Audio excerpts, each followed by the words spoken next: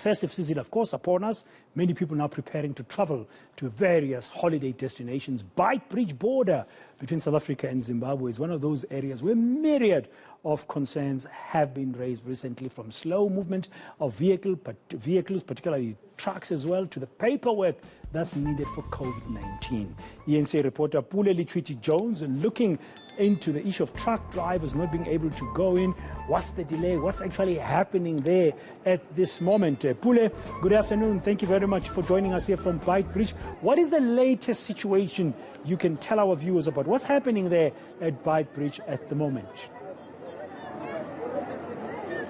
Well, good afternoon, Brett, and I'm going to shoot straight into it just right behind me. I'm going to ask my colleague Shahid just to go closer and move his visuals into what just happened here. Now, we do understand that a truck carrier car carrying trucks on the back just hit this this truck here carrying diesel as well, which subsequent to that ended up leaking, spilling diesel just on the ground here. And as you can see, they're still trying to clear the area here. Quite extreme hot temperatures here, and some are quite worried that it actually would catch flames, but we see officials have actually come out to try and verify and see how they can calm the situation down. But what this has done now is that it has caused a delay in terms of trucks now having to move into Zimbabwe. And we do understand that there's also been developments by the Department of Home Affairs in which they have now extended temporarily the times at the ports of entry to ease the congestion associated with the festive season as well. This would also allow truck drivers to actually now process some of their documentation as they make their way into Zimbabwe. Some are saying they've been here for about 4 hours, while others are saying they've been here for quite a lot of hours, which includes 12 hours, and they're quite worried that their PCR COVID-19 tests could actually expire. On my left-hand side here is some of the citizens, Zimbabwean citizens as well, who are wanting to make their way back home. We spoke to some of them earlier on, saying they've also been waiting here for a while to try and get their documents processed. It's also quite busy here as it is right now, Praden.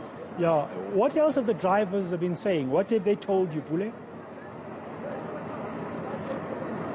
Well, the drivers are quite concerned as to how this situation hasn't been dealt with properly by the South African government, citing issues as saying that it's been persisting for quite some time. I'm just going to try and move so you can actually see what I'm talking about. I did mention earlier on that, it's quite hot where we are here at the Beitbridge border post. I'll just try and show you a picture of what I mean when I say that. You can see some of the truck drivers are actually starting to camp here just under the truck, while it's hot, waiting to go in. And this queue stretches for about over a kilometer, right then. It's quite busy here, and some of them are quite impatient getting their lost water bottles to try and stay sure that they're not dehydrated.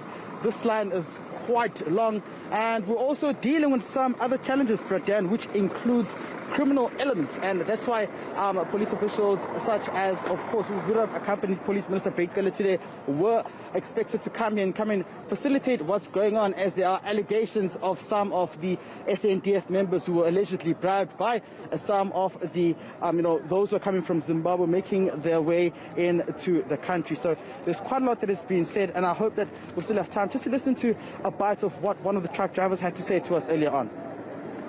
Yeah, I'm testing negative now. My document on my pets. I'm nyalo sase a queue. So for the queue was young in Zimbabwe, but it's depending and next later kumbe ngede today, but today at 10 days. Usually we used to stay here for 2 days on the queue.